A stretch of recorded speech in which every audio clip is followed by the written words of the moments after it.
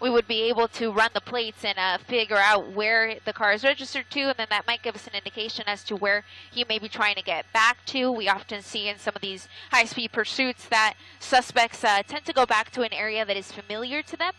The entire time that we've been listening to this pursuit over our scanners, we know that he has been in the Devonshire division of the LAPD. Of course, that is a division that is in the northern part of the San Fernando Valley. And we've never heard him pick up the freeway either. We've only heard him on surface streets. He's on San Fernando Road now. Again, he's slowing down his speeds just a touch, which is good. But unfortunately, the bad part is he's not stopping. And so that's definitely what the LAPD would like to see him do. But as he continues to run red lights here and continues to drive so erratically, driving on the wrong side of the road, it really is creating such a danger for motorists here in the Porter Ranch, Chatsworth area. He's going uphill here a touch. Gonna pull the shot out just a touch so we can see where he's at. You can see those railroad tracks just on the right side of your screen.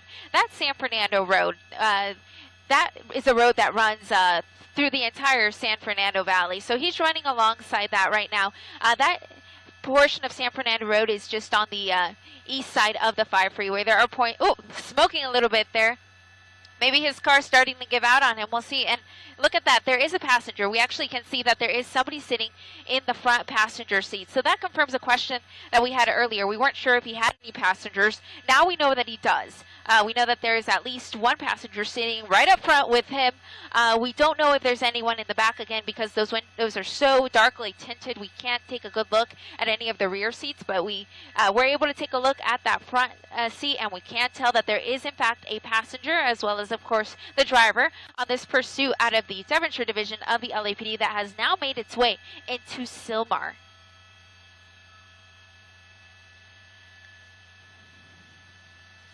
Okay. Whoa, gosh. It's so dangerous. He keeps running these lights, keeps driving on the wrong side of the road, high speed. That was Glen Oaks that he just passed. He's currently on Polk. Polk is actually a street that will take him up to the 210 freeway if he continues heading in this easterly direction. If he does decide to pick up the freeway, that will be the first time that we do, in fact, see him take the freeway. We've only seen him on surface streets this entire time. Again, we're still working on getting what the WAN is on this vehicle. Straddling that center lane there. He was coming up on a little bit of traffic there on Polk and decided to take that center lane. Oh, wrong side of the road here. Oh. Making a turn here. I believe this is going to be Foothill Boulevard. He's going to pass right under us, so you will see the car go right under us, but we'll get it back for you in a more ideal shot in just a moment. You see it there coming back out and continuing, yes, on Foothill Boulevard. Foothill Boulevard through this stretch of the San Fernando Valley actually runs adjacent to the 210 freeway. Northbound Foothill from us. Oh, he just clipped that car. Oh, gosh. Feel bad for some of the people that are in this guy's ways, because clearly he does not care about anyone but himself. He just hit that car as he was continuing on Foothill Boulevard. Again, he's just under us for a sec. We're going to move the shot. And as you can see, as we move the shot there, we can see that there are, in fact, cruisers directly behind him. And we also see that he just passed over the 210 freeway. So now he's on east of the 210 freeway. Again, a residential area. He has been on the residential area the entire time.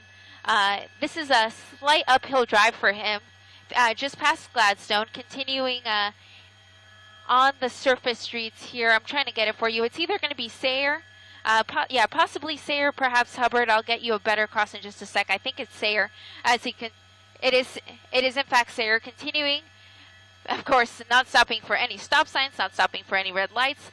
This kind of seems to be a slightly more congested residential area. It seems like there are a lot of cars parked along the street. Notice some pedestrians out and about on this hot Thursday afternoon. Again, not stopping at any of these stop signs. It is really so dangerous. So I really hope that if anyone lives in this area and is listening to our broadcast, just stay inside, because this guy is really just creating havoc on the streets here, just off of the 210 freeway, off of Sayre. That's just east of the 210 freeway. He's not too far from Los Angeles Mission College, but he's actually getting away from that right now. He's starting to make his way a little bit to the north.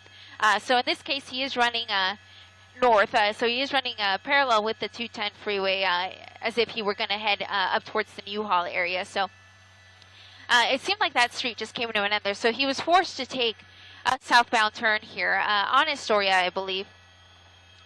Let me get a better shot of it for you here. He's, oh, there we go. He ran over a stop sign. Officers directly behind him. We have a male, white shirt, running. We do know there's a passenger, but we're going to go ahead and stick with that male, the driver, of course, since we don't know if the passenger really knew that this guy was going to be in a pursuit today. But obviously this guy did, because he was the driver. So he is hopping from home to home. He's going to come out right here on the side yard, passing through these vehicles here on the front of this home, continuing running, white shirt, black shorts, black baseball cap. Coming up to this home here, passing that blue truck. He's going to try to leap over this fence right now. There you go. Oh, look at that. He has quite the good balance, actually, as he continues to run away from police here. It looks like he may be running out of steam here. I see him starting to slow down here on the rear of this home. Hopefully these windows and doors are closed and he's not going to be able to get in. And sure enough, it looks like he may have tried to get into that home. The door was closed. He was not able to get in. Pulling up his pants. He forgot his belt today.